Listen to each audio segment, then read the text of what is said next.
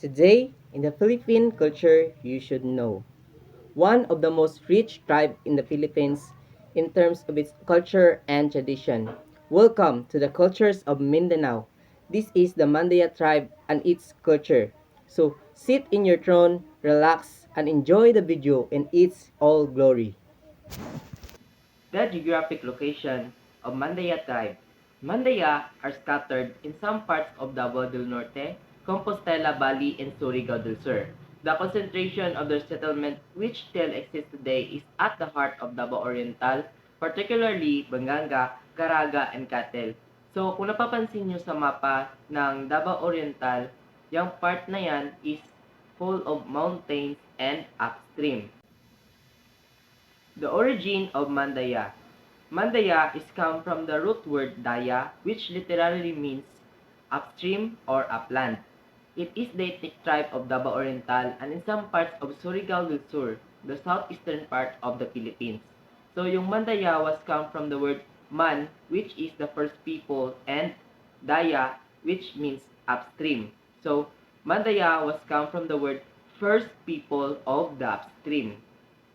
Here are the features of Mandaya. If you see someone that has a high forehead, prominent cheekbones, broad noses, thick lips, angular features, generally fair skin, sila po ay mga Mandaya. So, yung nakikita mo sa picture, yan yung halimbawa ng isang Mandaya tribe. So, there are 5 principal groups of Mandaya. The first group is Mansaka. It is those people who live in the mountain clearings. So, yung Mansaka ay yung mga tao na Mandaya na ninirahan doon sa part kung saan mayroong isang kaingin activity. The next group is Manwaga. Those who live in the forested mountain areas. So sila yung mga tao na ninirahan doon sa parte ng bundok or upstream na hindi pa kinukuhanan ng kahoy or kaingin activity. The next is Pagsupan.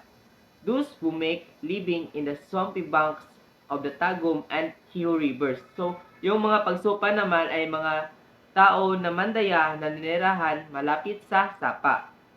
Next is Managusan. Those who live near the water. Maybe ito yung mga Mandaya na ninirahan malapit sa dagat. And next is Dibabugan.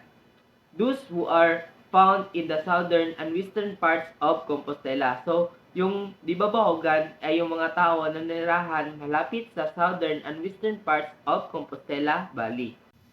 So, there are two primary and secondary language na ginagamit ng isang Mandaya. The first language na ginagamit nila is Mandaya and the second is Cebuano. Since that we already know or familiar with Cebuano, I'm going to give an explanation na lang sa kung ano ang Mandaya language. So, these are the examples. Usog ako, ako ay lalaki. Ilang taong gulang ka na? Pila dayang edad mo? Hain ikaw gawya. San ka nakatira? Magandang araw. Madayaw na adlaw. Kaon dakaw? Kumain ka na? Ang tanda mo na. Matikadong dakaw. Bayhukaw ng puding.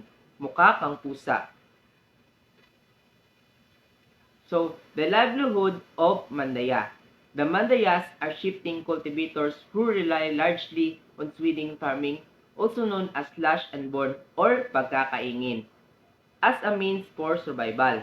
Their other means of livelihood include fishing, food gathering, hunting, and the planting of abaca as a cash crop. So, yung pangunahing ginagawa or kinabubuhay ng isang mandaya ay pagkakaingin. So, most of them are farmers. Pero gumagawa rin sila ng trabaho kaya ng fishing, wood gathering, or paghahunting since nanirahan sila sa bundok. The main economic activity of the Mandaya is kaingin or swidden farming.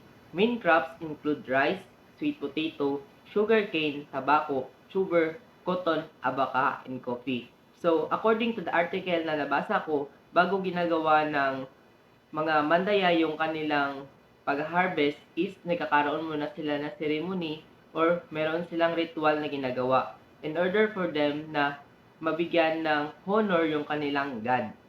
Now, let's proceed to the political system of Mandaya tribe. The concept of a political system as such is not developed among Mandaya. So, hindi na-develop yung political system sa mga Mandaya. In the past, the notion of political authority was found in the Bagani, who was usually the bravest man, the Ken group, and was noted for the number of persons. So, yung kanilang leader is the Bagani, kasi sila yung mga tinuturing na bayani noong unang panahon. So, if you were going to watch the movie of Liza Soberano and Enrique Hill sa pantaserye nila sa ABS-CBN, makikita natin dun kung ano ang role ng isang Bagani sa kanilang lugar. Here is the example of Mandaya warrior or Bagani. So ito yung picture or larawan ng isang Bagani. Now, let's proceed to the beliefs of Mandaya tribe. So Mandaya celebrate festival to invite diwatas or spirit and ask for good health and healing for those who are sick. So yung mga Mandaya ay naniniwala na kapag they invite diwatas or spirit in the forest is magkakaroon sila ng good health and mahihil yung kanilang mga sakit. The dead are buried with the coffin upright along with some food for the journey. So, pinapadala nila yung pagkain yung mga patay nila, kaya nilalagyan nila ng pagkain yung kabaong ng patay nila. Their religion is animistic. So, most of the people na sa dati na panahon ay mga animistic talaga. Believing in Anitos but they consider magbabayo or God as the supreme being. So, yung tawag nila sa kay God is magbabayo. A festival for Tagbanwa, the owner of the land, is made every harvest season for Thanksgiving. So, yun yung sinabi ko kanina. Before you do or after they do the harvest, meron silang ginagawang festival or ceremony or ritual. Bilyan or shaman. Usually, female beneficent person who officiate in rituals involving sickness, death, planting, and harvest. So, yung bilyan is itinuturing nila na tagagamot nila, priest nila sa Mandaya tribe. Mansaka identifies themselves as utaw or people created by magbabayo. So, yung mga Mansaka daw ay sila yung naniniwala na sila lang yung create ni God or ni magbabayo. Mansaka, manaog, or domestic gods are represented by wooden statues. So, yung mga Mansaka, manaog ay ginagawa nila ng wooden statues as representative na kanilang god. Offerings are given to the manaog after rice planting, harvest, and before death. So, yun yung sinabi ko kanina. Meron silang ritual sa kanilang harvest before and after. Now, let's proceed to the literary arts of Mandaya tribe.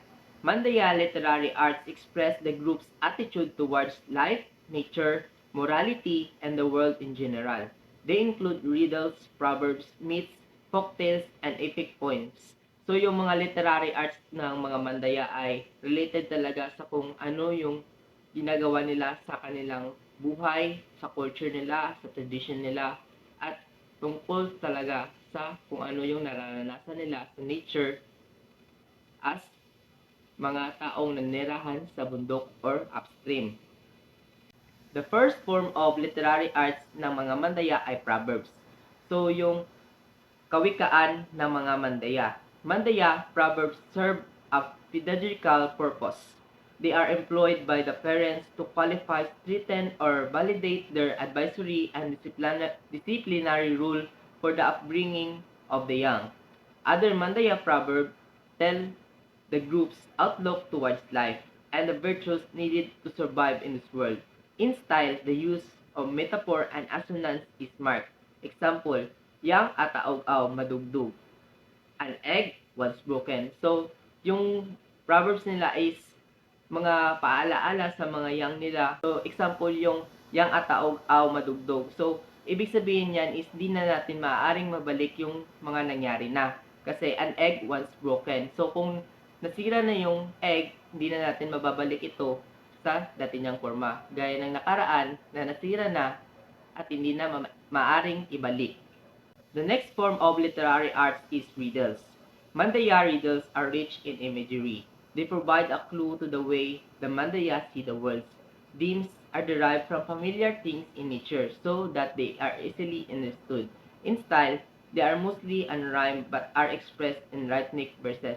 So yung mga riddles ng Mandaya, although di siya rhyme talaga, but the Mandaya express it in a rhyme way.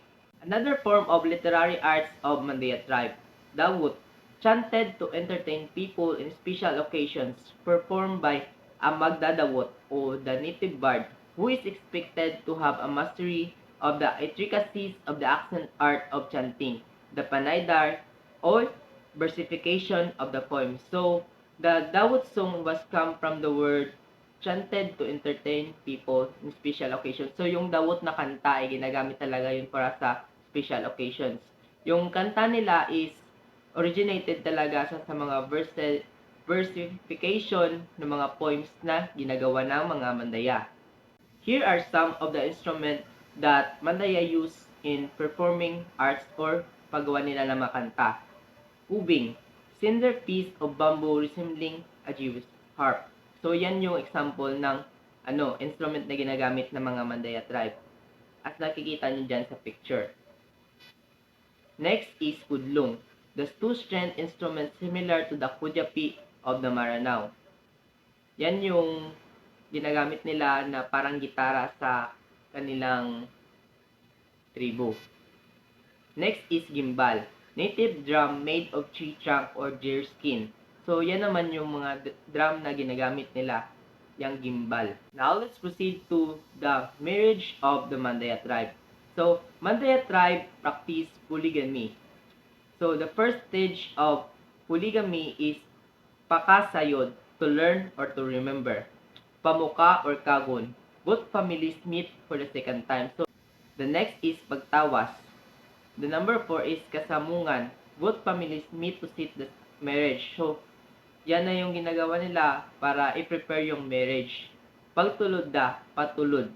Final celebration of matrimony, it is good or goodbye now. So, yan yung last na ginagawa nila, yung pamamaalam sa maaaring maging kasintahan ng kanilang anak o maging asawa. So, most of the marriage of Mandaya tribe was arranged by parents of the bride and groom. So, gaya na sinabi kanina, nagmi-meet sila in order to plan the wedding of the child nila, yung mga anak nila. Mansaka maiden usually marries when she reaches 15. So, 15 pa lang is maaari na silang magpakasal. At mostly, yung 15 na age is good na para magpakasal ang isang Mandaya. Parents of the girl set the amount of dowry for their daughter. So, meron din silang dowry. The dowry is in terms of alangs or paging slaves ng lalaki, agongs and patakya, a container for betel nut and chew. Wedding ceremonies consist of an exchange of rice between parties. The man takes rice in his hand and feeds his bride and vice versa. So, yun yung ginagawa nila in marriage. So, let's proceed to the costume of the Mandaya tribe. So, yan yung picture ng isang Mandaya tribe with their costume. Mandaya women cotton blouses called dagom. So, yung tawag sa mga kasuotan ng babaeng Mandaya ay dagom. These are usually red, blue, and black and decorated with animal and geometric designs at the back, front, and sleeve. Mandaya women also wear the blue gingham blouses. Old women and Christianized by Lana wear black blouses. The Badunang Bubay woman's dress is ornately designed as the blouses and betrays Chinese influence. So, we can't naman talaga na merong influence yung mga sumakop sa ating bansa sa mga culture ng mga Pilipino. So, yung mga Mandaya or the former Malay na tinatawag natin is meron talagang influence yung Chinese doon. Although, nagkaroon ng betrayal sa in terms of culture kasi yung influence ng Chinese through barter noong time na yon is na apektuhan ng another naman na culture which is yung culture ng mga Spanish and the other people na sumakop sa ating bansa. The dagom ng usog or man. Blue collarless shirt has sleeves which may be long or 3/4 in length and embroidered with linama. The front of dagom is open, the hipline and the edge are trimmed with contrasting colors. Men trousers are either long or short. So, Ang tawag naman sa costume ng lalaki ng mga mandaya ay dagom ng usog. Kung ang babae ay dagom, ang sa lalaki is dagom ng usog. So yan yung picture ng isang lalaking mandaya with their costume.